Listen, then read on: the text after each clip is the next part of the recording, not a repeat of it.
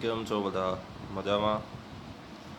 ચલો તો ફરી એકવાર આપણે આઈસ મેજિક કરંટ અફેર્સનો ઓડિયો લઈને તમારી સમક્ષ હાજર છું હું.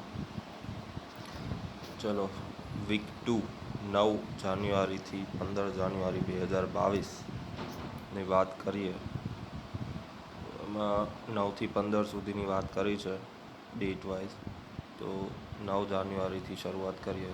તો પહેલાં છે 9 જાન્યુઆરી 2022 દિવસ મહિમામાં પ્રવાસી ભારતીય દિવસ. 9 જાન્યુઆરી 1915ના રોજ શ્રી મહાત્મા ગાંધીજી દક્ષિણ આફ્રિકાથી ભારતના મુંબઈ ખાતે પરત આવ્યા હતા. આથી તેમની યાદમાં ભારત સરકાર દ્વારા દર વર્ષે 9 જાન્યુઆરીના રોજ પ્રવાસી ભારતીય દિવસની ઉજવણી કરવામાં આવે છે. આ ઉજવણીનો પ્રારંભ વર્ષ 2003થી થયો હતો અને આ દિવસ દ્વારા વિદેશમાં વસતા ભારતીયોને તેમના મૂળ સાથે જોડવાનો પ્રયાસ કરવામાં આવે છે. અહીં કેટલીક નોંધ આપેલી છે. તો નોંધમાં છે કે પહેલાં તો ભારતમાં પ્રવાસી ભારતીય દિવસની ઉજવણી શ્રી લક્ષ્મીમલ સિંધવી સમિતિની ભલામણ અનુસાર કરવામાં આવે છે.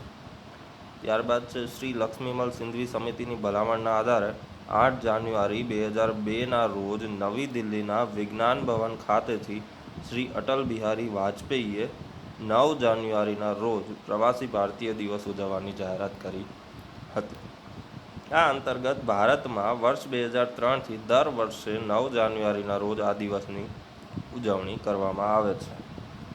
તો શ્રી મહાત્મા ગાંધીજીએ દક્ષિણ આફ્રિકાથી ભારત પરત આવીને સ્વાતંત્ર્ય સંગ્રામનું સફળ નેતૃત્વ કરીને કરોડો ભારતીયોનું હંમેશને માટે જીવન પરિવર્તન કરી નાખ્યું હતું. આથી શ્રી મહાત્મા ગાંધીજીને સૌથી મહાન પ્રવાસી માનવામાં આવે છે. ત્યારબાદ છે student startup and innovation policy SSIP 2.0 Gujarat. મુખ્યમંત્રી શ્રી ભૂપેન્દ્રભાઈ પટેલે, શિક્ષણ મંત્રી શ્રી જીતુભાઈ વાઘાણી અને રાજ્ય મંત્રીમંડળના સભ્યોની ઉપસ્થિતિમાં અમદાવાદના સાયન્સ સિટી ખાતે આયોજિત international conference of academic institutes ICAI 2022ના ઉદ્ઘાટન પ્રસંગે student startup and innovation policy SSIP 2.0 launch કરી હતી. Student startup and innovation policy રાજ્યના શિક્ષણ વિભાગ દ્વારા વર્ષ 2017થી 5 વર્ષ માટે અમલમાં મૂકવામાં આવી હતી. તો આ પોલિસીનો સમયગાળો તારીખ 10/1/2022ના રોજ પૂર્ણ થયો હતો. આથી હવે આ નવી student startup and innovation policy SSIP 2.0ને વધુ 5 વર્ષ માટે એટલે કે જાન્યુઆરી 2022થી માર્ચ 2027 સુધી અમલમાં મૂકવામાં આવી છે. SSIP 2.0ના મુખ્ય લક્ષ્યો શું છે? તો student startup and innovation policy SSIP 2.0ના મુખ્ય લક્ષણો એક નીચે મુજબના છે. તો રાજ્યની તમામ યુનિવર્સિટીઓમાં કાર્યાત્મક ઇનોવેશન એન્ડ ઇન્ક્યુબેશન સેન્ટરની સ્થાપના કરાશે. રાજ્યની ઓછામાં ઓછી 1000 ઉચ્ચ શૈક્ષણિક સંસ્થાઓ અને 10,000 શાળાઓને આવરી લેતા 50 લાખ વિદ્યાર્થીઓને ઇનોવેશન અને ઉદ્યોગ સાહસિકતા માટે જાગૃત કરવા. વિદ્યાર્થીઓ દ્વારા વિકસિત 10,000 પ્રૂફ ઓફ કન્સેપ્ટ્સને સહાય. વિદ્યાર્થીઓને 5,000 IP ફાઇલિંગ માટે સહાય. રાજ્યમાં ઓછામાં ઓછી 500 શૈક્ષણિક સંસ્થાઓ અને યુનિવર્સિટીઓને આવરી લઈને લાભાર્થીઓ માટે એક મજબૂત પ્રી ઇન્ક્યુબેશન સપોર્ટની સિસ્ટમનું નિર્માણ. 1500 વિદ્યાર્થીઓ સ્ટાર્ટઅપ્સ અને હાલના સ્ટાર્ટઅપ્સને અપસ્કેલ કરવા. iHub પર 500 સ્ટાર્ટઅપ ભૌતિક અને વર્ચ્યુઅલ ઇન્ક્યુબેટ કરવા. iHub ખાતે સ્ટાર્ટઅપ સૃજનશીલ સપોર્ટ હેઠળ 500 સ્ટાર્ટઅપને સહાય. ત્યારબાદ આ યોજના હેઠળના પ્રોત્સાહનો. તો લક્ષ્ય હાંસલ કરવા માટે શિક્ષણ વિભાગ દ્વારા આપનારા પ્રોત્સાહનો કંઈક નીચે મુજબ દર્શાવાય છે. રાજ્યની યુનિવર્સિટીઓ ઇન્ક્યુબેશન સેન્ટરની સ્થાપના કરવા અને ઇનોવેશન પ્રવૃત્તિઓને વેગ આપવા માટે આગામી 5 વર્ષમાં મહત્તમ ₹5 કરોડ સુધીનો લાભ મેળવી શકે છે. તો રાજ્યની સંસ્થાઓ ઇનોવેશન અને સ્ટાર્ટઅપ પ્રવૃત્તિઓને ટેકો આપવા માટે આગામી 5 વર્ષમાં ₹2 કરોડ સુધીનો લાભ મેળવી શકે છે. ઇનોવેટર્સ અને સ્ટાર્ટઅપ્સ માટે IP ફાઇલિંગ સપોર્ટ સ્થાનિક માટે ₹75,000 સુધી અને અન્ય દેશોમાં ફાઇલ કરવા માટે ₹1.5 લાખ સુધી. સ્ટાર્ટઅપ ઇનોવેશન માટે મહત્તમ ₹10 લાખ સુધીના સ્ટાર્ટઅપને સીડ ગ્રાન્ટ. યુનિવર્સિટીઓ, સંસ્થાઓ ઇન્ક્યુબેટર, જાગૃતિ કાર્યક્રમો, boot camp, seminar, conference host કરવા માટે નાણાકીય સહાય. ઓપન ઇનોવેશન ચેલેન્જ પ્રોગ્રામ દ્વારા ઇનોવેટર્સ, વિદ્યાર્થીઓ અને સ્ટાર્ટઅપ્સને ₹2.5 લાખ સુધીનો સપોર્ટ. SSIPની ઉપલબ્ધિઓ. તો સ્ટુડન્ટ સ્ટાર્ટઅપ એન્ડ ઇનોવેશન પોલિસીની ઉપલબ્ધિઓ નીચે મુજબ છે. તો છેલ્લા 2 વર્ષમાં સમગ્ર દેશમાં સ્ટાર્ટઅપ્સ પરફોર્મિંગ રેન્કિંગમાં ગુજરાત નંબર 1 પર રહ્યું છે. રાજ્યની 186 સંસ્થાઓ યુનિવર્સિટીઓના SSIP ગ્રાન્ટી સંસ્થા તરીકે સમાવેશ કરેલ છે. આજ સુધીમાં વિદ્યાર્થીઓ દ્વારા 1122 જેટલી પેટન્ટ ફાઇલ કરવામાં આવી છે અને વિદ્યાર્થીઓના 6276 જેટલા proof of concept project POCS પ્રોટોટાઇપનું નિર્માણ થયેલ છે. તો છેલ્લા 5 વર્ષમાં 10 લાખથી વધુ વિદ્યાર્થીઓને સમગ્ર રાજ્યમાં ઇનોવેશન પ્રક્રિયા અને સ્ટાર્ટઅપ વિશે મૂળભૂત જાગરૂકતા માટેની માહિતી આપવામાં આવેલ છે અને રાજ્યભરમાં SSIP અંતર્ગત 5593 જેટલા અવેરનેસ પ્રોગ્રામ કરવામાં આવ્યા છે. SSIP એ સમગ્ર દેશમાં એકમાત્ર પોલિસી છે જેનો ઉદ્દેશ્ય મોટા પાયે વિદ્યાર્થી ઇનોવેટર્સ અને સ્ટાર્ટઅપ્સને પોષણ આપવા અને સમર્થન આપવાનો છે. International conference of academic institutes ICAI 2022માં શિક્ષણ ક્ષેત્રના મહત્વના 32 MOU થયા હતા.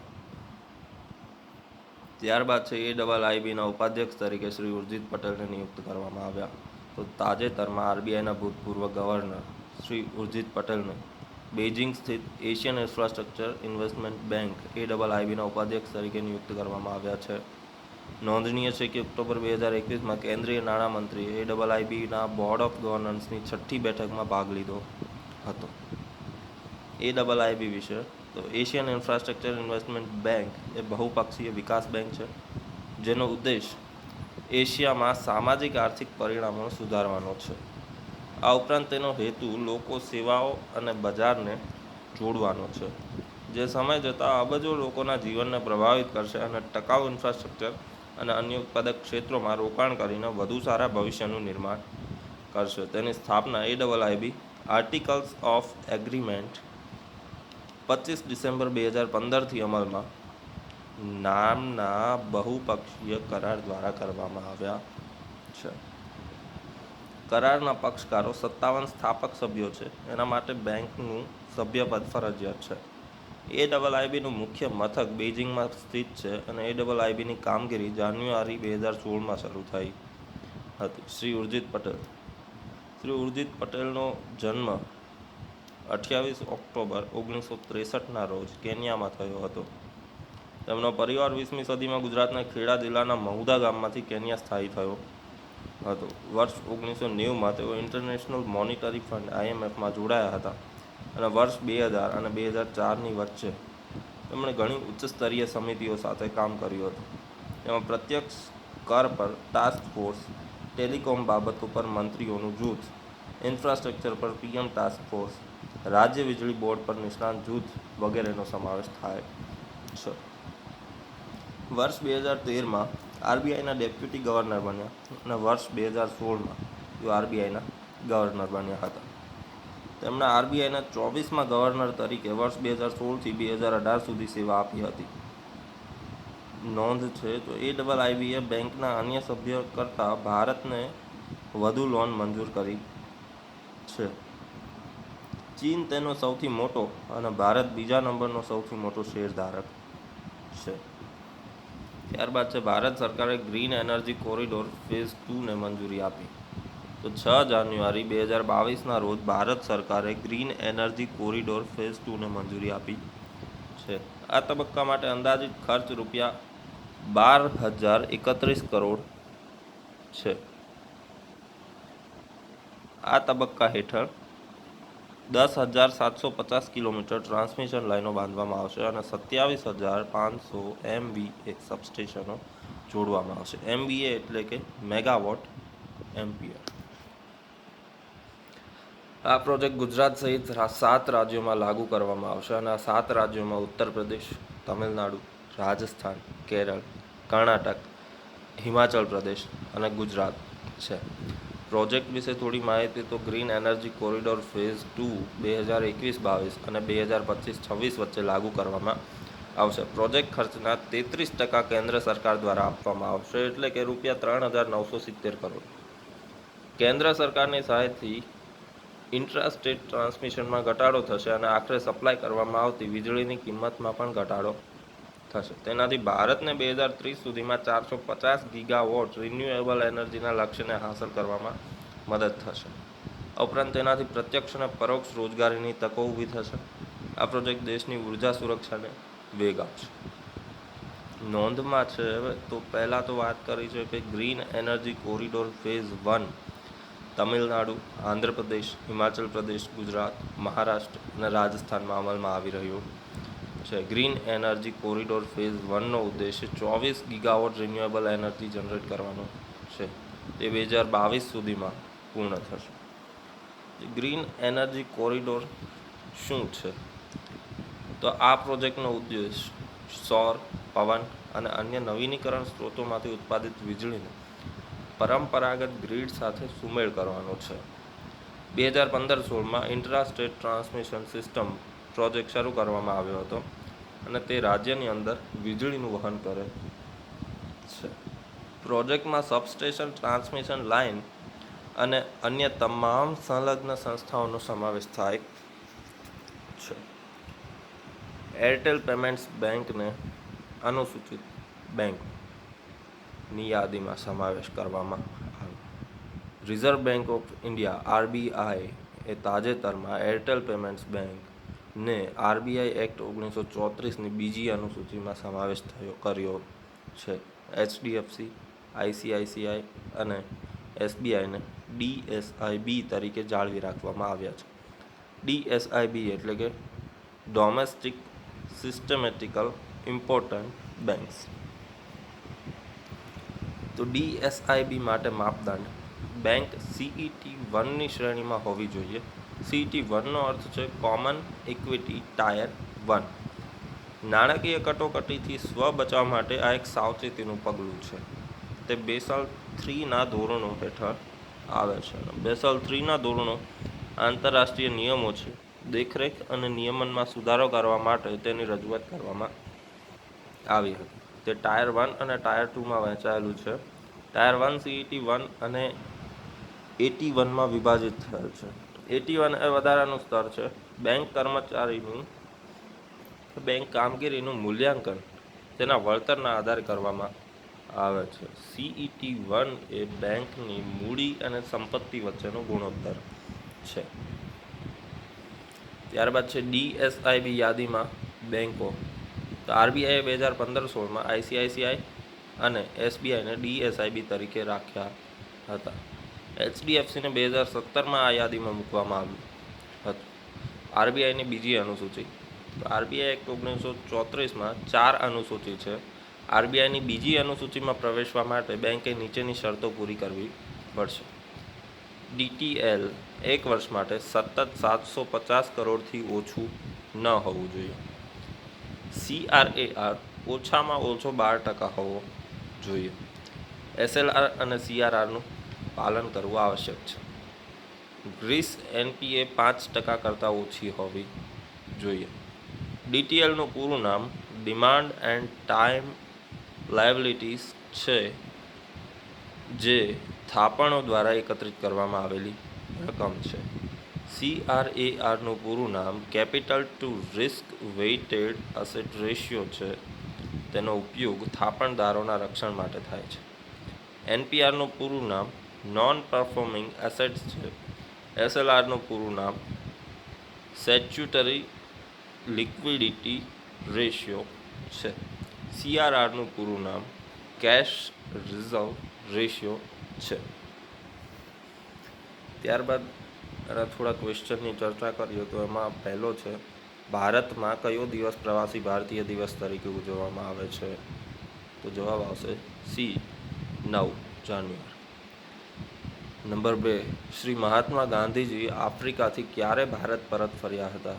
જેની યાદમાં ભારતમાં દર વર્ષે પ્રવાસી ભારતીય દિવસની ઉજવણી કરવામાં આવે છે. તો જવાબ આવશે 8 જાન્યુઆરી 1915.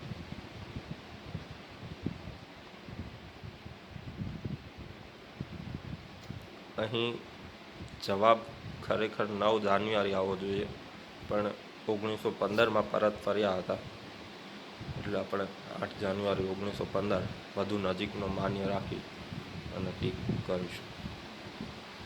નંબર 3, ગુજરાત રાજ્યની student startup and innovation policy 2.0 SSIP 2.0 કયા સમયગાળા માટે અમલમાં મૂકવામાં આવી છે? તો જવાબ આવશે એ, જાન્યુઆરી 2022થી March 2027. Student startup and innovation policy Gujarat રાજ્યના શિક્ષણ વિભાગ દ્વારા ખાલી જગ્યા વર્ષથી 5 વર્ષ માટે અમલમાં મૂકવામાં આવી હતી, જેનો સમયગાળો તાજેતરમાં પૂરો થયો હતો. તો જવાબ આવશે 2017.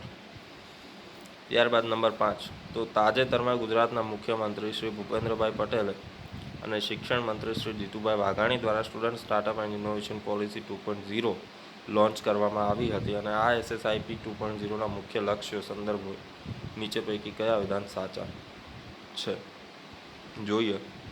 વિધાન 1 છે, રાજ્યની તમામ યુનિવર્સિટીઓમાં કાર્યાત્મક ઇનોવેશન અને ઇન્ક્યુબેશન સેન્ટરની સ્થાપના કરાશે. બધું વિધાન 1 સાચું છે. નંબર 2, વિદ્યાર્થીઓ દ્વારા વિકસિત 10,000 પ્રૂફ ઓફ કન્સેપ્ટ્સને સહાય કરાશે. તો વિધાન 2 પણ સાચું છે. વિદ્યાર્થીઓને 5,000 IP ફાઇલિંગ માટે સહાય. વિધાન 3 પણ સાચું છે. iHub પર 500 સ્ટાર્ટઅપ ઇન્ક્યુબેટ કરવા. વિધાન 4 પણ સાચું છે, માટે જવાબ આવશે ઓપ્શન ડી, 1, 2, 3, 4, 4 વિધાન સાચા છે. ત્યારબાદ છે, તાજેતરમાં AIIB એશિયન ઇન્ફ્રાસ્ટ્રક્ચર ઇન્વેસ્ટમેન્ટ બેંકના ઉપાધ્યક્ષ તરીકે કોને નિયુક્ત કરવામાં આવ્યા છે? તો ઓપ્શન બી, શ્રી ઉર્જિત પટેલ. AIIBનું વડુ મથક ક્યાં આવેલું છે? તો ઓપ્શન બી, બેઇજિંગ. તાજેતરમાં ભારત સરકારે ગ્રીન એનર્જી કોરિડોરના કેટલામાં ફેઝ અથવા તબક્કાને મંજૂરી આપી છે? ઓપ્શન આવશે બી, બીજા.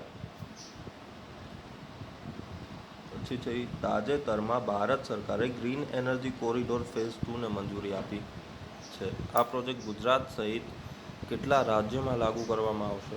Option C, 7. RBIએ તાજેતરમાં કઈ બેંકને RBI એક્ટ 1934ની બીજી અનુસૂચિમાં સમાવેશ કર્યો છે? Option A, Airtel payments bank.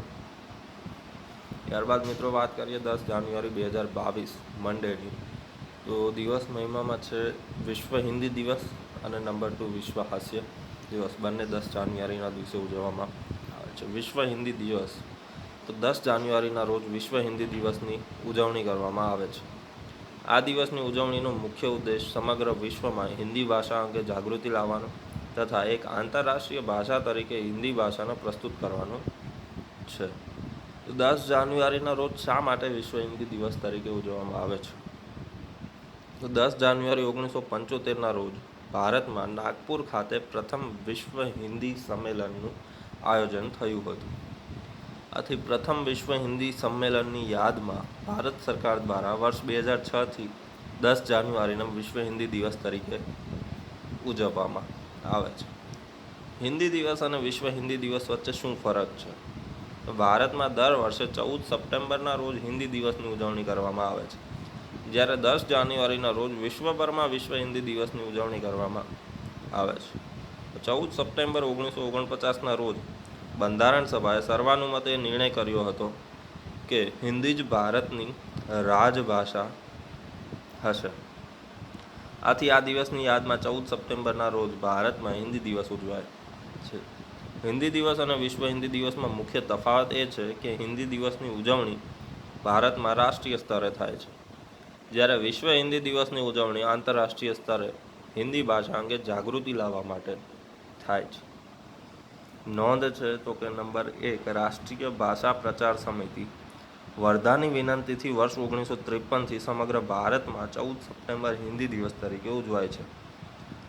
Number 2 છે, વર્ષ 1918માં યોજાયેલ હિન્દી સાહિત્ય સંમેલનમાં મહાત્મા ગાંધીજીએ હિન્દી ભાષાને ભારતની રાષ્ટ્રભાષા બનાવવાનું જણાવ્યું હતું. તેમણે હિન્દી ભાષાને જનમાનસની ભાષા ગણાવી હતી. ભારતીય બંધારણના ભાગ 17ના અનુચ્છેદ 341(1) અનુસાર સંઘની રાજભાષા હિન્દી અને લિપિ દેવનાગરી હશે. જો કે ભારતમાં હિન્દી ભાષાને રાજભાષાનો દરજ્જો આપતા બિન હિન્દી ભાષી રાજ્યના લોકોએ તેનો વિરોધ કર્યો હતો. આથી ભારતમાં અંગ્રેજીને પણ રાજભાષાનો દરજ્જો આપવામાં આવ્યો છે. તો ત્યારબાદ વાત કરીએ કરુણા અભિયાન 2022. ઉત્તરાયણના પર્વ દરમિયાન ગુજરાતમાં પતંગના દોરાથી ઘાયલ થયેલા નિર્દોષ પક્ષીઓની સારવાર માટે ગુજરાત સરકાર દ્વારા કરુણા અભિયાન 2022નું આયોજન કર્યું હતું. આ અંતર્ગત 10થી 20 જાન્યુઆરી 2022 દરમિયાન સમગ્ર રાજ્યમાં આ અભિયાન ચલાવવામાં આવ્યું હતું, જેમાં ઘાયલ પક્ષીઓ માટે કંટ્રોલ રૂમ પણ શરૂ કરવામાં આવ્યો હતો. જીવો જીવવા દો અને જીવાડોની જીવદયા ભાવના સાથે મુખ્યમંત્રીના માર્ગદર્શનમાં વન વિભાગે આ વર્ષ ઉત્તરાયણ પર્વ દરમિયાન ઘાયલ થતા પક્ષીઓની ત્વરિત સારવાર વ્યવસ્થા માટે વોટ્સએપ નંબર તથા વેબસાઇટ પણ કાર્યરત કરી હતી. કરુણા અભિયાન અથવા કરુણા એનિમલ એમ્બ્યુલન્સના હેલ્પલાઇન નંબર 1962 છે. તો 26મી ડિસેમ્બર વીર બાલ દિવસ ઉજવવામાં આવશે. તાજેતરમાં વડાપ્રધાન શ્રી નરેન્દ્ર મોદીએ જાહેરાત કરી હતી કે 26 ડિસેમ્બરને વીર બાળ દિવસ તરીકે ઉજવવામાં આવશે. આ દિવસ સાહિબજાદાઓ એટલે કે સર ગોવિંદસિંહના 4 પુત્રોને શ્રદ્ધાંજલિ આપવા માટે ઉજવવામાં આવશે. શા માટે 26 ડિસેમ્બર? તો સાહિબજાદા ફતેહસિંહ અને સાહિબજાદા જોરાવરસિંહ આ દિવસે શહીદ થયા હતા. તેમણે અન્યાયી માર્ગને અનુસરવાને બદલે મૃત્યુને પસંદ કર્યું હતું. 4 સાહિબજાદે ક્યારેય અન્યાય સામે ઝૂક્યા નથી. તેઓ એક સુમેળભર્યું વિશ્વ બનાવવા માંગતા હતા. સાહિબજાદે તો પંજાબી ભાષામાં સાહિબજાદે એટલે પુત્ર. આ શબ્દનો ઉપયોગ સામાન્ય રીતે શીખ ગુરુ ગોવિંદસિંહના 4 પુત્રોના સંદર્ભમાં થાય છે. ગુરુ ગોવિંદસિંહ શીખ ધર્મના 10મા ગુરુ હતા. તેમની જન્મ જયંતિ દર વર્ષે 9 જાન્યુઆરી ઉજવવામાં આવે છે. તેમને 4 પુત્રો સાહિબજાદા બાબા અજીતસિંહ, જુઝારસિંહ, જોરાવરસિંહ અને ફતેહસિંહ હતા. સાહિબજાદા જોરાવરસિંહ અને સાહિબજાદા ફતેહસિંહ શીખ ધર્મના સૌથી આદરણીય શહીદોમાંના એક છે. ત્યારબાદ મિત્રો 10 જાન્યુઆરીના થોડા ક્વેશ્ચન જોઈએ. તો એમાં નંબર 1 છે, સમગ્ર વિશ્વમાં વિશ્વ હાસ્ય દિવસ તરીકે કયો દિવસ ઉજવાય છે? તો જવાબ આવશે ઓપ્શન સી, 10 જાન્યુઆરી. નંબર 2, ભારતમાં હિન્દી દિવસ તરીકે કયો દિવસ ઉજવાય છે? તો જવાબ આવશે ઓપ્શન ડી, 14 સપ્ટેમ્બર. વિશ્વ હિન્દી દિવસ તરીકે કયા દિવસની ઉજવણી કરવામાં આવે છે? તો જવાબ આવશે ઓપ્શન સી, 10 જાન્યુઆરી. નંબર 4, ભારતમાં પ્રથમ વિશ્વ હિન્દી સંમેલનનું આયોજન ક્યાં થયું હતું? તો જવાબ આવશે ઓપ્શન ડી, નાગપુર. 5 છે, ગુજરાતના ઉત્તરાયણના પર્વ દરમિયાન ગુજરાતમાં પતંગના દોરાથી ઘાયલ થયેલ પક્ષીઓની સારવાર માટે 10થી 20 જાન્યુઆરી 2022 દરમિયાન ગુજરાત સરકાર દ્વારા કયું અભિયાન હાથ ધરવામાં આવ્યું હતું? તો જવાબ આવશે ઓપ્શન ડી, કરુણા અભિયાન. નંબર 6 છે, તાજેતરમાં વડાપ્રધાન શ્રી નરેન્દ્ર મોદીએ કરેલી જાહેરાત અનુસાર કયા દિવસને વીર બાળ દિવસ તરીકે ઉજવવામાં આવશે? તો જવાબ આવશે ઓપ્શન બી, 26 ડિસેમ્બર. ત્યારબાદ મિત્રો વાત કરીએ તો 11 જાન્યુઆરી 2022 પહેલાં તો છે ગંગાસાગર મેળો. તો ગંગાસાગર મેળો 10 જાન્યુઆરી 2022ના રોજ શરૂ થયો હતો અને 16 જાન્યુઆરી 2022 સુધી ચાલ્યો હતો. ગંગાસાગર મેળો પશ્ચિમ બંગાળના ગંગાસાગર ટાપુ પર થાય છે. આ મેળો દર વર્ષે મકર સંક્રાંતિના પર્વ દરમિયાન યોજવામાં આવે છે. આ મેળાનું આયોજન કલકત્તા હાઈકોર્ટની મંજૂરી બાદ કરવામાં આવ્યું હતું. મકર સંક્રાંતિના અવસરે હજારો યાત્રાળુઓ, સંતો અને પ્રવાસીઓ ગંગા અને બંગાળની ખાડીનો પવિત્ર સંગમમાં ડૂબકી લગાવે છે અને કપિલ મુનિ મંદિરમાં પ્રાર્થના કરે છે. આરબીઆઈએ ફિનટેક વિભાગની સ્થાપના કરી. ભારતીય રિઝર્વ બેંક આરબીઆઈએ ભારતમાં ગતિશીલ અને બદલાતા નાણાકીય લેન્ડસ્કેપ પર ધ્યાન કેન્દ્રિત કરવા માટે આંતરિક ફિનટેક વિભાગની સ્થાપના કરી છે. આરબીઆઈના પરિપત્ર મુજબ ફિનટેક વિભાગની સ્થાપના 4 જાન્યુઆરી 2022ના રોજ કરવામાં આવી હતી. આ વિભાગની સ્થાપના કરવાનો નિર્ણય ગતિશીલ રીતે બદલાતા લેન્ડસ્કેપ સાથે તાલમેલ રાખીને ફિનટેક ક્ષેત્ર અને નવીનતા પર ધ્યાન કેન્દ્રિત કરવા માટે લેવામાં આવ્યો હતો. એના ઉદ્દેશની વાત કરીએ તો ફિનટેક વિભાગની રચના નીચેના હેતુઓ માટે કરવામાં આવી છે. નંબર 1 છે ફિનટેક ઇનોવેશન પર ધ્યાન કેન્દ્રિત કરવા. નંબર 2 નિયમો માટે. નંબર 3 ક્ષેત્રમાં નવીનતાને પ્રોત્સાહન આપવું.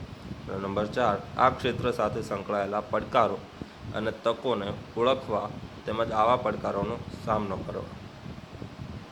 ત્યારબાદ છે સંશોધન માટેનું માળખું. તો ફિનટેક વિભાગ આ વિષય પર વધુ સંશોધન કરવા માટે એક માળખું પણ પ્રદાન કરશે, જે બેંક દ્વારા નીતિગત હસ્તક્ષેપમાં મદદ કરી શકે. જેમ કે વિભાગ ફિનટેક ક્ષેત્રમાં સર્જનાત્મક નવીનતાઓ અને ઇન્ક્યુબેશનની સુવિધાને લગતી તમામ બાબતો સાથે વ્યવહાર કરશે, જે નાણાકીય ક્ષેત્ર અથવા બજારો માટે વ્યાપક અસરો ધરાવે છે અને બેંકના કાર્યક્ષેત્ર હેઠળ આવે છે. તે ફિનટેક પર આંતરનિયમનકારી સંકલન અને આંતરિક સંકલન સંબંધિત બાબતો સાથે પણ કામ કરશે. ત્યારબાદ છે India skills 2021. National skill development corporation NSDC દ્વારા ઇન્ડિયા સ્કિલ્સ સ્પર્ધાનું આયોજન કરવામાં આવ્યું હતું. તે કૌશલ્યના ઉચ્ચતમ ધોરણોને પ્રદર્શિત કરવા માટે રચાયેલ છે અને યુવાનોને રાષ્ટ્રીય અને આંતરરાષ્ટ્રીય સ્તરે તેમની પ્રતિભા દર્શાવવા માટે એક પ્લેટફોર્મ પૂરું પાડે છે. ઇન્ડિયા સ્કિલ સ્પર્ધા રાજ્ય સરકારો અને ઉદ્યોગોના સહયોગથી દર 2 વર્ષે યોજવામાં આવે છે. 30 રાજ્યો અને કેન્દ્ર શાસિત પ્રદેશો UTS એ સ્પર્ધામાં ભાગ લીધો હતો અને વર્ષ 2021માં 54 કૌશલ્યોમાં તેમનું કૌશલ્ય દર્શાવ્યું હતું, જેમાં 7 નવા કૌશલ્યોનો સમાવેશ થાય છે. કૌશલ્ય ક્ષેત્રમાં સૌંદર્ય ચિકિત્સા, સાયબર સુરક્ષા, ફ્લોરિસ્ટિક રોબોટિક સિસ્ટમ એકીકરણ, cloud computing, water technology, painting અને ડેકોરેશન, આરોગ્ય અને સામાજિક સંભાળનો વગેરેનો સમાવેશ થાય છે. ત્યારબાદ છે નોડલ એજન્સી. તો national skill development corporation NSDC કૌશલ્ય વિકાસ અને ઉદ્યોગ સાહસિકતા મંત્રાલય MSDEના માર્ગદર્શન હેઠળ કામ કરે છે. NSDC 2011થી વિશ્વ કૌશલ્ય વર્લ્ડ સ્કિલ્સ આંતરરાષ્ટ્રીય સ્પર્ધાઓમાં ભારતની સહભાગિતાનું નેતૃત્વ કરી રહ્યું છે. રાજ્ય કામગીરી તો ઓડિશા ચાર્ટમાં પ્રથમ ક્રમે છે. ત્યારબાદ મહારાષ્ટ્ર અને કેરળ છે. નોંધનીય છે કે ઇન્ડિયા સ્કિલ્સ 2021ના વિજેતાઓને ઓક્ટોબર 2022માં ચીનમાં શાંઘાઈમાં યોજાનારી વર્લ્ડ સ્કિલ ઇન્ટરનેશનલ સ્પર્ધામાં દેશનું પ્રતિનિધિત્વ કરવાની તક મળશે. નોંધ છે તો નંબર 1 ઇન્ડિયા સ્કિલ સ્પર્ધા અથવા ભારત કૌશલ્ય સ્પર્ધા પ્રગતિ મેદાન, મુંબઈ, બેંગલુરુ અને અન્ય ઘણી જગ્યાએ યોજવામાં આવી છે. તેની શરૂઆત નવી દિલ્હીના તલકટોરા ઇન્ડોર સ્ટેડિયમથી થઈ હતી. નંબર 2 છે વિશ્વ કૌશલ્ય સ્પર્ધાને કૌશલ્યની ઓલિમ્પિક્સ કહેવામાં આવે છે. ત્યારબાદ મિત્રો એના થોડા ક્વેશ્ચનની ચર્ચા કરીએ. નંબર 1 છે તાજેતરમાં ચર્ચામાં રહેલા ગંગા સાગર મેળો કયા રાજ્યમાં યોજાયો હતો? તો જવાબ આવશે ઓપ્શન A પશ્ચિમ બંગાળ. ભારતીય રિઝર્વ બેંક RBI એ ભારતમાં ગતિશીલ રીતે બદલાતા નાણાકીય લેન્ડસ્કેપ પર ધ્યાન કેન્દ્રિત કરવા માટે ખાલી જગ્યા વિભાગની સ્થાપના કરી છે. તો જવાબ આવશે ઓપ્શન B ફિનટેક. RBI એ ફિનટેક વિભાગની રચના માટે નીચેના પૈકી કયા હેતુ માટે કરી છે?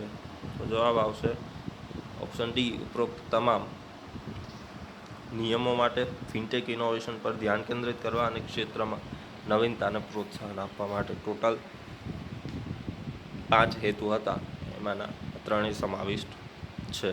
ત્યારબાદ છે નંબર 4 તો ઇન્ડિયા સ્કિલ્સ 2021 સ્પર્ધા સંદર્ભે નીચેના પૈકી કયા વિધાન સાચા છે? તો જોઈએ. નંબર 1 છે national skill development corporation NSDC દ્વારા તેનું આયોજન કરવામાં આવ્યું હતું. તો વિધાન 1 સાચું છે. વિધાન 2 તો ઇન્ડિયા સ્કિલ સ્પર્ધા રાજ્ય સરકારો અને ઉદ્યોગોના સહયોગથી દર 2 વર્ષે યોજવામાં આવશે. વિધાન 2 પણ સાચું છે. ત્યારબાદ છે નંબર 3 આ સ્પર્ધાના ચાર્ટમાં રાજસ્થાન પ્રથમ ક્રમે, ત્યારબાદ મહારાષ્ટ્ર અને ઓડિશા આવે છે.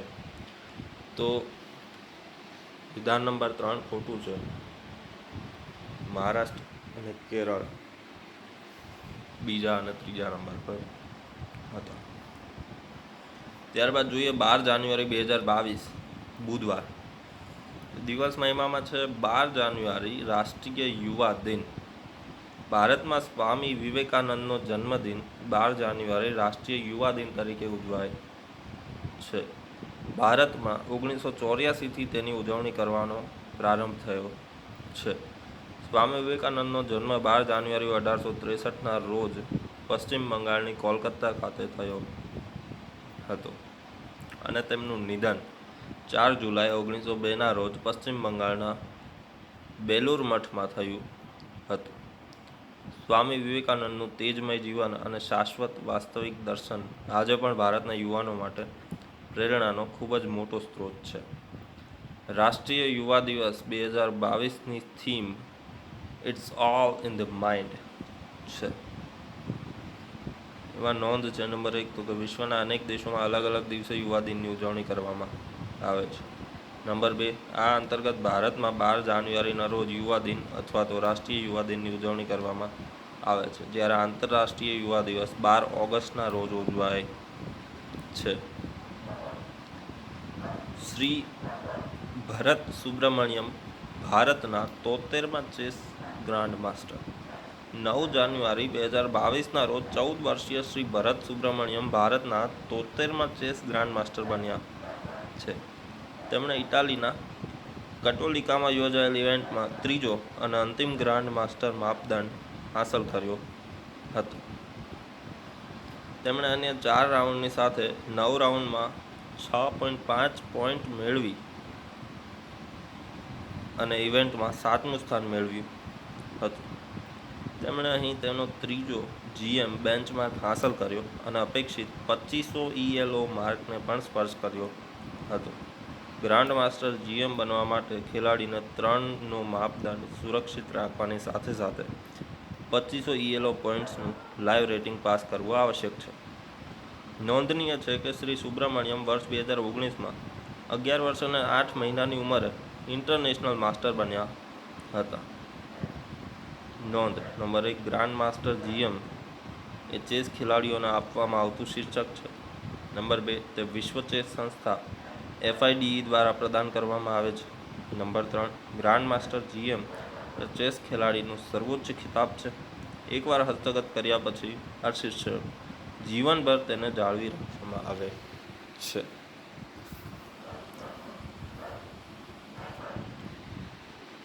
ત્યારબાદ છે સુવરનું હૃદય પ્રથમ વખત મનુષ્યમાં ટ્રાન્સપ્લાન્ટ કરવામાં આવ્યું. તાજેતરમાં અમેરિકાની મેરીલેન્ડ હોસ્પિટલના ડૉક્ટરોએ દર્દીનો જીવ બચાવવા છેલ્લા પ્રયાસમાં ડુક્કરનું હૃદય ટ્રાન્સપ્લાન્ટ કર્યું હતું. ચિકિત્સાના ઇતિહાસમાં પ્રથમ વખત આવું કરવામાં આવ્યું છે. આ સર્જરીના 3 દિવસ બાદ દર્દી સ્વસ્થ થયો હતો. ઝેનો ટ્રાન્સપ્લાન્ટેશન વિશે તો ઝેનો ટ્રાન્સપ્લાન્ટેશનમાં અમાનવીય માનવ સિવાયના અન્ય પાસેથી પેશીઓ અથવા અવયવોનું મનુષ્યમાં પ્રત્યારોપણ કરવાનો સમાવેશ થાય છે. આવા કોષો, અવયવો તથા પેશીઓને ઝેનોગ્રાફ્ટ અથવા ઝેનો ટ્રાન્સપ્લાન્ટ કહેવામાં આવે છે. ડુક્કરના હૃદયનું માનવમાં આ પ્રથમ સફળ ટ્રાન્સપ્લાન્ટ છે. આવા પ્રત્યારોપણ અથવા ઝેનો ટ્રાન્સપ્લાન્ટેશનના અગાઉના પ્રયાસો અસફળ રહ્યા છે. હૃદયના પ્રત્યારોપણના રિપોર્ટમાં જણાવાયું હતું કે સુવરનું હૃદય માનવીને શરીરમાં પ્રત્યારોપિત કરવા માટે યોગ્ય છે, પરંતુ સુવરના કોષોમાં એક આલ્ફા ગેલ સુગર સેલ હોય છે. માનવ શરીર આ કોષને સ્વીકારતું નથી, જેના કારણે દર્દીનું મૃત્યુ થઈ શકે છે. પરંતુ આ સમસ્યાને દૂર કરવા માટે પહેલાં સુવરને જીનોટિકલી મોડિફાઈડ કરાયું હતું. ત્યારબાદ છે સી ડ્રેગન 22 અભ્યાસ exercise C dragon 22. C dragon 22 અભ્યાસ એ બહુરાષ્ટ્રીય અભ્યાસ છે. આ કવાયત અથવા અભ્યાસમાં ભારત, ઓસ્ટ્રેલિયા, કેનેડા, USA, દક્ષિણ કોરિયા અને જાપાને ભાગ લીધો હતો. આ અભ્યાસ એન્ડરસન એરફોર્સ બેઝ ગુઆમ ખાતે યોજાય છે, જે US એરફોર્સનો બેઝ છે. સી ડ્રેગન એ USની આગેવાની હેઠળની બહુરાષ્ટ્રીય કવાયત છે, જે ઇન્ડો પેસિફિકમાં પરંપરાગત અને દરિયાઈ સુરક્ષા પડકારોના પ્રતિભાવમાં એકસાથે હાથ ધરવામાં આવનાર સબમરીન વિરોધી યુદ્ધ વ્યૂહરચનાઓનો અભ્યાસ અને ચર્ચા કરવા માટે રચાયેલ છે. સી ડ્રેગન એ વાર્ષિક અભ્યાસ છે. ચીન સાથેના કેટલાક દેશોના તણાવપૂર્ણ સંબંધો અને હિન્દ મહાસાગર ક્ષેત્રમાં PLA નેવીના વધતા પ્રયાસોને ધ્યાનમાં રાખીને આ કવાયત મહત્વ ધરાવે છે. ભારતીય નૌકાદળે તાજેતરમાં વધુ 2 પોસેડોન 81 મેરીટાઈમ રિકોનિન્સ અને એન્ટી સબમરીન યુદ્ધ વિમાન ચાલુ કર્યા છે, જે આ ક્ષેત્રમાં ચીની જહાજો અને સબમરીન પર નજર રાખવાની તેની ક્ષમતાને વધુ મજબૂત કરશે. ત્યારબાદ છે ટાટા ગ્રુપ IPLનું ટાઇટલ સ્પોન્સર બન્યું.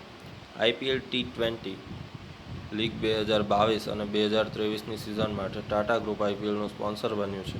અગાઉ વિવો IPLનું ટાઇટલ સ્પોન્સર હતું. IPLના ચેરમેન શ્રી બ્રિજેશ પટેલે આ જાહેરાત કરી હતી. અત્યાર સુધીની IPLના સ્પોન્સર લિસ્ટ તો સૌપ્રથમ હતું DLF 2008થી 2012 સુધી, ત્યારબાદ પેપ્સી 2013થી 15 સુધી, ત્યારબાદ વિવો 2016થી 17, 2018થી 19, ત્યારબાદ નંબર 5 છે ડ્રીમ 11 2020માં હતું, ત્યારબાદ છે વિવો 2021માં અને હાલમાં તાજેતરમાં ટાટા 2022થી 23. ત્યારબાદ મિત્રો એના થોડા ક્વેશ્ચનની ચર્ચા કરીએ તો આંતરરાષ્ટ્રીય યુવા દિન તરીકે કયો દિવસ ઉજવાય છે? તો જવાબ આવશે ઓપ્શન બી 12 ઓગસ્ટ. ભારતમાં રાષ્ટ્રીય યુવા દિન તરીકે કયો દિવસ ઉજવાય છે? તો જવાબ આવશે ઓપ્શન એ 12 જાન્યુઆરી. નંબર 3 છે શ્રી ભરત સુબ્રમણ્યમ ભારતના કેટલામાં ગ્રાન્ડ ચેસ માસ્ટર બન્યા?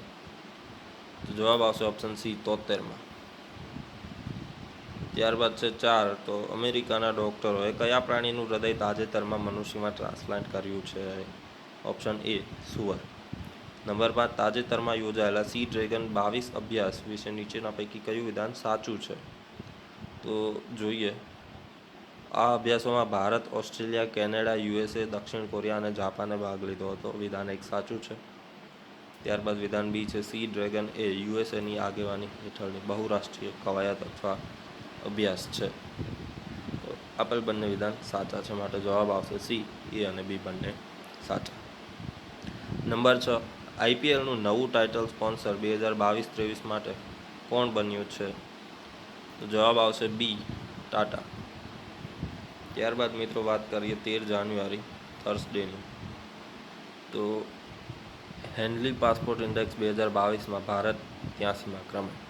હેનલી એન્ડ પાર્ટનર્સ દ્વારા જાન્યુઆરી 2022 દરમિયાન પ્રસિદ્ધ થયેલા વર્ષ 2022ના પાસપોર્ટ ઇન્ડેક્સમાં વિવિધ દેશોમાં ભારત 83માં ક્રમે છે. આ અગાઉ પ્રસિદ્ધ થયેલા આ ઇન્ડેક્સમાં ભારત 90માં ક્રમે હતું. વર્ષ 2022ના આ ઇન્ડેક્સમાં ભારત ઉપરાંત સાઓ તોમે અને પ્રિન્સિપ દેશ પણ 83માં ક્રમે છે, જ્યારે જાપાન અને સિંગાપોર આ ઇન્ડેક્સમાં પ્રથમ ક્રમે છે. ત્યારબાદ જર્મની અને દક્ષિણ કોરિયા બીજા ક્રમે છે, જ્યારે ફિનલેન્ડ, ઇટાલી, લક્ઝમબર્ગ અને સ્પેન ત્રીજા ક્રમે છે. આ ઉપરાંત અફઘાનિસ્તાન આ ઇન્ડેક્સમાં અંતિમ 111માં ક્રમે છે. રેન્કિંગ પર થોડી નજર કરીએ તો મિત્રો નંબર 1 પર છે જાપાન, સિંગાપોર, સ્કોર 192 છે. Number 2 Germany, south Korea 190. Number 3 Finland, Italy, Luxembourg અને સ્પેન 189. ત્યારબાદ છે નંબર 83 તો ભારત, સાઓ તોમે પ્રિન્સિપે 60નો સ્કોર હાંસલ કર્યો છે. ત્યારબાદ 102માં નંબર પર છે શ્રીલંકા અને સુદાન 41 સાથે. 108 પર છે પાકિસ્તાન 31. 109 સિરિયા 29નો સ્કોર. 110માં સ્થાન પર છે ઈરાક 28નો સ્કોર. 111માં સ્થાન પર છે અફઘાનિસ્તાન 26નો સ્કોર. નોંધ: આ અગાઉ ભારત 58 દેશોમાં વિઝા ફ્રી પ્રવેશ ધરાવતું હતું, પરંતુ તાજેતરમાં ઓમાન અને અર્મેનિયા દેશોનો સમાવેશ થતાં હવે ભારત 60 દેશોમાં વિઝા ફ્રી પ્રવેશ ધરાવે છે. હેનલે પાસપોર્ટ ઇન્ડેક્સ એ વિશ્વના તમામ પાસપોર્ટની મૂળભૂત રેન્કિંગ છે, જે દર્શાવે છે કે કોઈ ચોક્કસ દેશમાંથી પાસપોર્ટ ધારક અગાઉના વિઝા વિના કેટલા દેશોમાં મુસાફરી કરી શકે છે. નંબર 3 આ ઇન્ડેક્સની સ્થાપના મૂળ રૂપે ડૉક્ટર ક્રિશ્ચિયન એચ કેલિન દ્વારા કરવામાં આવી હતી. નંબર 4 વર્ષ 2006માં તેને લોન્ચ કરવામાં આવ્યો હતો અને આ ઇન્ડેક્સ 199 પાસપોર્ટની રેન્કિંગ પ્રદાન કરે છે. ત્યારબાદ વાત કરીએ મિત્રો તો IMFના નવા મુખ્ય અર્થશાસ્ત્રી તરીકે શ્રી પિયરે ઓલિવિયર ગોરિયારાના નિમણૂક. તાજેતરમાં ઇન્ટરનેશનલ મોનિટરી ફંડ IMFએ નવા મુખ્ય અર્થશાસ્ત્રી તરીકે શ્રી પિયરે ઓલિવિયર ગોરિયાસની નિમણૂક કરી છે. તેઓ મુખ્ય અર્થશાસ્ત્રી તરીકે શ્રીમતી ગીતા ગોપીનાથનું સ્થાન લેશે. શ્રી ગૌરીચાસ હાલમાં કેલિફોર્નિયાની યુનિવર્સિટીના Clausen center for international business and પોલિસીના ડિરેક્ટર છે. તેઓ 24 જાન્યુઆરી 2022ના રોજ પાર્ટ ટાઈમ તેમની નવી સ્થિતિ શરૂ કરશે. ત્યારબાદ 1 એપ્રિલ 2022ના રોજ પૂર્ણ સમયમાં રૂપાંતરિત થશે. શ્રી પિયરે ઓલિવિયર ગોરિચાસ અથવા ગોરિન્ચેસ ફ્રેન્ચના નાગરિક છે. ત્યારબાદ છે બ્રહ્મોસ મિસાઇલનું સફળ પરીક્ષણ. તો તાજેતરમાં બ્રહ્મોસ સુપરસોનિક ક્રૂઝ મિસાઇલની વિસ્તૃત રેન્જના સમુદ્રથી સમુદ્ર સંસ્કરણનું INS વિશાખાપટ્ટનમમાંથી સફળ પરીક્ષણ કરવામાં આવ્યું હતું. એડવાન્સ વેરિયન્ટ વિશે તો બ્રહ્મોસ મિસાઇલને શરૂઆતમાં 290 કિલોમીટરની રેન્જ સાથે વિકસાવવામાં આવી હતી. મિસાઇલ ટેકનોલોજી કંટ્રોલ રેજિમ MTCRના આદેશ મુજબ મિસાઇલની રેન્જ મૂળ 290 કિલોમીટર હતી. જોકે જૂન 2016માં MTCRને ભારતના પ્રવેશ પછી તેની રેન્જ લગભગ 450 કિલોમીટરની હતી અને ભવિષ્યમાં તે 600 કિલોમીટર સુધી વધારવાની યોજના છે. બ્રહ્મોસ મિસાઇલ તો બ્રહ્મોસ મિસાઇલ એ એક સુપરસોનિક ક્રૂઝ મિસાઇલ છે. તેને જળ, જમીન અને હવામાંથી એટલે કે સબમરીન, જહાજ અને એરક્રાફ્ટ પરથી લોન્ચ કરી શકાય છે. કોઈ પણ હવામાનમાં દિવસ અને રાત કામ કરી શકે છે. તે ફાયર એન્ડ ફોરગેટ્સના સિદ્ધાંત પર કામ કરે છે, એટલે કે તેને લોન્ચ કર્યા પછી માર્ગદર્શનની જરૂર નથી. તે 2 તબક્કાવાળી પ્રથમ તબક્કામાં સોલિડ પ્રોપેલેન્ટ એન્જિન અને બીજા તબક્કામાં લિક્વિડ રેમજેટ મિસાઇલ છે. બ્રહ્મોસ મિસાઇલ વિશ્વની સૌથી ઝડપી સુપરસોનિક ક્રૂઝ મિસાઇલોમાંની એક છે. બ્રહ્મોસ મિસાઇલ એ રશિયાના NPO મેસિનોસ્ટ્રોઇનિયા અને ભારતના DRDO વચ્ચેનું સંયુક્ત સાહસ છે. ભારતની બ્રહ્મપુત્ર અને રશિયાના મોસ્કવા નદી પરના નામ પરથી આ મિસાઇલનું નામ બ્રહ્મોસ રાખવામાં આવ્યું છે. બ્રહ્મોસ મિસાઇલ હાલમાં મેક 2.8ની ઝડપે કામ કરે છે, જે અવાજની ગતિ કરતાં લગભગ 3 ગણી છે. MTCR વિશે તો MTCRનું પૂરું નામ મિસાઇલ ટેકનોલોજી કંટ્રોલ રિજિયન છે. મિસાઇલ અને માનવ રહિત હવાઈ વાહન ટેકનોલોજી ફેલાવાને રોકવા માટે 35 દેશો વચ્ચે આ એક અનૌપચારિક અને સ્વૈચ્છિક ભાગીદારી છે, જે 300 કિલોમીટરની રેન્જમાં 500 કિલોમીટરથી વધુ પેલોડ વહન કરવામાં સક્ષમ છે. આમ સભ્યોને આવી મિસાઇલો અને UAV સિસ્ટમ સપ્લાય કરવાથી અટકાવવામાં આવે છે, જે બિન સભ્યો માટે MTCR દ્વારા નિયંત્રિત છે. તમામ સભ્યોની સંમતિથી નિર્ણયો લેવામાં આવે છે. MTCR સભ્યો દેશનું બિનસંધિ સંગઠન છે. તેની સ્થાપના એપ્રિલ 1987ના G7 દેશો USA, UK, France, Germany, Canada, Italy અને જાપાન દ્વારા કરવામાં આવી હતી. તે કાયદેસર રીતે બંધન કરતા નથી, તેથી શાસનની માર્ગદર્શિકાનું પાલન ન કરવા સામે કોઈ શિક્ષાત્મક પગલાં લેવામાં આવતા નથી. વર્ષ 2016માં ભારત MTCRના 35મા સભ્ય તરીકે જોડાયું હતું. ત્યારબાદ એના થોડા ક્વેશ્ચનની ચર્ચા કરીએ તો નંબર 1 છે હેનલે એન્ડ પાર્ટનર્સ દ્વારા તાજેતરમાં પ્રસિદ્ધ થયેલા હેનલે પાસપોર્ટ ઇન્ડેક્સ 2022માં ભારત કયા ક્રમે છે? તો જવાબ આવશે ઓપ્શન B 83. નંબર 2 છે હેનલે એન્ડ પાર્ટનર્સ દ્વારા તાજેતરમાં પ્રસિદ્ધ થયેલા હેનલે પાસપોર્ટ ઇન્ડેક્સ 2022માં પ્રથમ ક્રમે કયો અથવા કયા દેશ છે? તો જવાબ આવશે ઓપ્શન D જાપાન અને સિંગાપોર. ત્યારબાદ છે નંબર 3 હેનલે એન્ડ પાર્ટનર્સ દ્વારા તાજેતરમાં પ્રસિદ્ધ થયેલા હેનલે પાસપોર્ટ ઇન્ડેક્સ 2022માં અંતિમ ક્રમે કયો દેશ છે? જવાબ આવશે ઓપ્શન D અફઘાનિસ્તાન. નંબર 4 તાજેતરમાં IMFના મુખ્ય અર્થશાસ્ત્રી તરીકે કોની નિમણૂક કરવામાં આવી છે? તો જવાબ આવશે ઓપ્શન B પિયરે ઓલિવર ગોરિચાસ. નંબર 5 છે તાજેતરમાં કયા જહાજમાંથી બ્રહ્મોસ સુપરસોનિક ક્રૂઝ મિસાઇલનું સફળ પરીક્ષણ કરવામાં આવ્યું હતું? જવાબ આવશે ઓપ્શન એ ANS વિશાખાપટ્ટનમ. ત્યારબાદ છે 14 જાન્યુઆરી 2022 શુક્રવાર. દિવસ મહિમા છે 14 જાન્યુઆરી, સશસ્ત્ર દળ ભૂતપૂર્વ સૈનિક દિવસ. ઈસરોના નવા અધ્યક્ષ ડૉક્ટર S. સોમનાથ. તાજેતરમાં પ્રસિદ્ધ વૈજ્ઞાનિક ડૉક્ટર S. સોમનાથને ઈસરોના અધ્યક્ષ અને અવકાશ સચિવ તરીકે નિયુક્ત કરવામાં આવ્યા છે. તેઓ ઈસરોના અધ્યક્ષ તરીકે ડૉક્ટર શ્રી કે સિવાનનું સ્થાન લેશે. Doctor S. સોમનાથ. તો ડૉક્ટર S. સોમનાથનો જન્મ જુલાઈ 1963માં થયો હતો અને તેમનું પૂરું નામ શ્રી શ્રીધરા પનિકર સોમનાથ છે. તેમણે polar satellite launch vehicle PSLV અને Jio synchronous satellite launch vehicle MK3 GSLV MK3ના વિકાસમાં મુખ્ય ભૂમિકા ભજવી છે. તેઓ વર્ષ 2003માં GSLV MK3 પ્રોજેક્ટમાં જોડાયા હતા અને વર્ષ 2010થી 2014 સુધી પ્રોજેક્ટ ડિરેક્ટર તરીકે સેવા આપી હતી. તેઓ લોન્ચિંગ વાહનોમાં સિસ્ટમ અને એન્જિનિયરિંગના ક્ષેત્રમાં નિષ્ણાત છે. બાદમાં તેમણે GSLV માટે સ્વદેશી ક્રાયોજેનિક તબક્કાના વિકાસમાં ફાળો આપ્યો હતો. હાલમાં તેઓ Vikram Sarabhai space centre VSSCના director છે. ત્યારબાદ ઈસરો. તો ઈસરોનું પૂરું નામ ઇન્ડિયન સ્પેસ રિસર્ચ ઓર્ગેનાઇઝેશન ભારતીય અવકાશ સંશોધન કેન્દ્ર છે. ઈસરોની સ્થાપના 15 ઓગસ્ટ 1969ના રોજ થઈ હતી. જોકે INCOSPAR Indian national committee for space research રૂપે તેની સ્થાપના 1962માં થઈ હતી. ઈસરોનું વડું મથક કર્ણાટકના બેંગલુરુ ખાતે છે. ઈસરોનું આદર્શ વાક્ય માનવ જાતિની સેવામાં અવકાશ ટેકનોલોજી છે.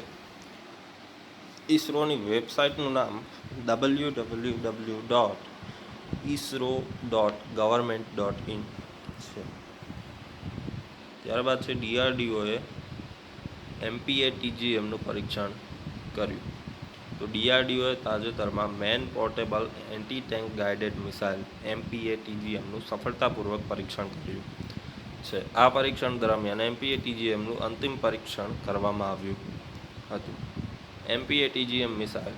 તો man portable anti tank guided missile MPATGM એ સ્વદેશી નિર્મિત એન્ટી ટેન્ક ગાઇડેડ મિસાઇલ છે.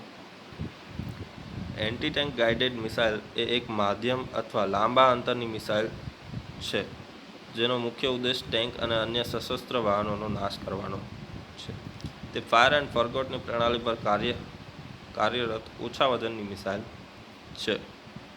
તેને 15 કિલોગ્રામથી ઓછા વજનની સાથે 2.5 કિલોમીટરની મહત્તમ રેન્જમાં લોન્ચ કરી શકાય છે. આ મિસાઇલ અત્યાધુનિક ઇન્ફ્રારેડ ઇમેજિંગ સિકર અને એડવાન્સ એવિયોનિક્સથી સજ્જ છે. તેના સફળ પરીક્ષણથી સરકારના આત્મનિર્ભર ભારતના અભિયાનને વેગ મળ્યો છે અને ભારતીય સૈન્યને મજબૂતી પ્રદાન કરી છે. ત્યારબાદ મિત્રો થોડા ક્વેશ્ચનની ચર્ચા કરીએ તો એમાં નંબર 1 છે કયા દિવસે સશસ્ત્ર દળ ભૂતપૂર્વ સૈનિક દિવસ તરીકે ઉજવવામાં આવે છે? તો જવાબ આવશે ઓપ્શન C 14 જાન્યુઆરી. નંબર 2 તાજેતરમાં ઈસરોના નવા અધ્યક્ષ તરીકે કોની નિમણૂક કરવામાં આવી હતી? તો જવાબ આવશે option A doctor S. Somnath. Number 3 ઈસરોની સ્થાપના કયા વર્ષે કરવામાં આવી હતી? જવાબ આવશે ઓપ્શન D 1969. તાજેતરમાં DRDOએ MPATGM મિસાઇલનું સફળ પરીક્ષણ કર્યું હતું. તેના સંદર્ભે નીચેના પૈકી કયા વિધાન સાચા છે? તો જોઈએ. વિધાન 1 MPATGMનું પૂરું નામ main portable anti tank guided missile છે. તો વિધાન 1 સાચું છે. ત્યારબાદ છે નંબર 2 તે ફાયર એન્ડ ફોરગેટ પ્રણાલી પર કાર્યરત ઓછા વજનની મિસાઇલ છે. નંબર 2 પણ સાચું છે. નંબર 3 તે સ્વદેશી નિર્મિત એન્ટી ટેન્ક ગાઇડેડ મિસાઇલ છે. વિધાન 3 પણ સાચું છે. નંબર 4 આ મિસાઇલનું નિર્માણ DRDO અને રોકોમોસે સંયુક્ત રીતે કર્યું છે. તો વિધાન 4 ખોટું છે. માટે જવાબ આવશે ઓપ્શન A ફક્ત 1, 2 અને 3. ત્યારબાદ મિત્રો વાત કરીએ તો 15 જાન્યુઆરી 2022 સેટરડે શનિવાર દિવસ મહિમામાં છે 15 જાન્યુઆરી થલ સેના દિવસ આર્મી ડે. દેશની સુરક્ષામાં કાર્યરત સૈનિકો તથા શહીદ જવાનોના સન્માનમાં ભારતમાં દર વર્ષે 15 જાન્યુઆરીના રોજ થલ સેના દિવસની ઉજવણી કરવામાં આવે છે.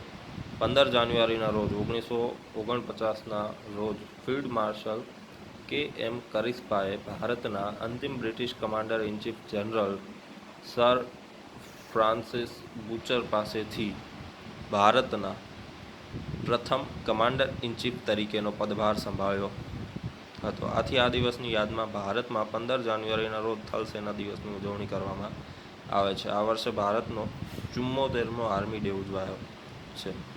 ભારતીય સેના ઇન્ડિયન આર્મીનો મોટો આદર્શ વાક્ય સર્વિસ બિફોર સેલ્ફ છે. ફિલિપાઇન્સ ભારત પાસેથી ખરીદશે બ્રહ્મોસ મિસાઇલ.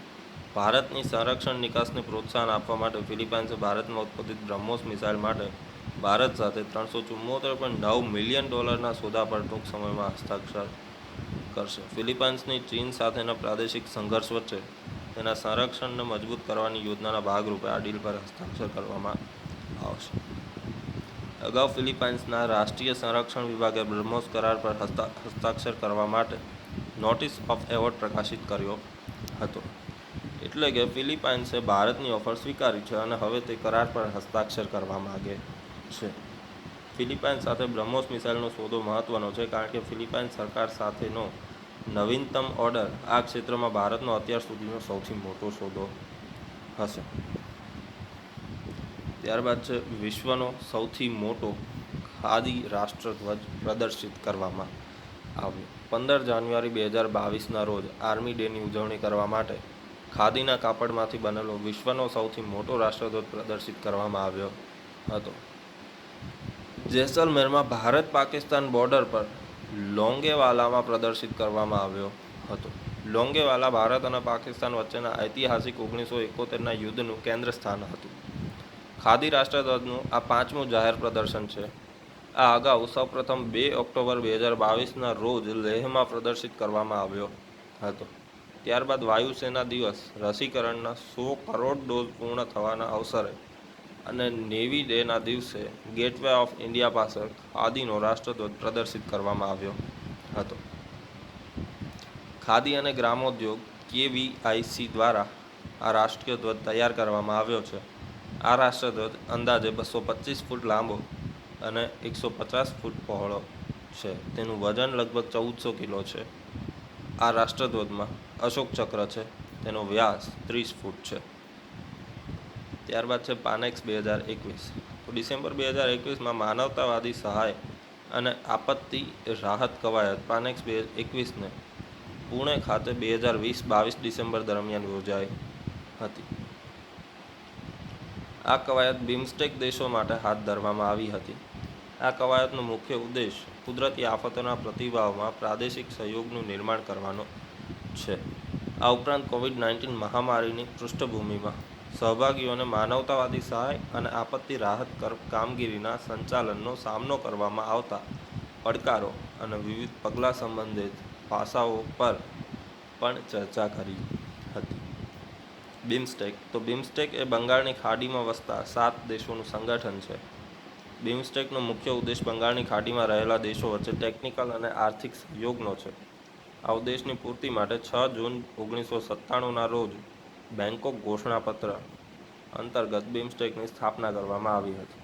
તેનું વડુ મથક બાંગ્લાદેશના ઢાકા ખાતે આવેલું છે.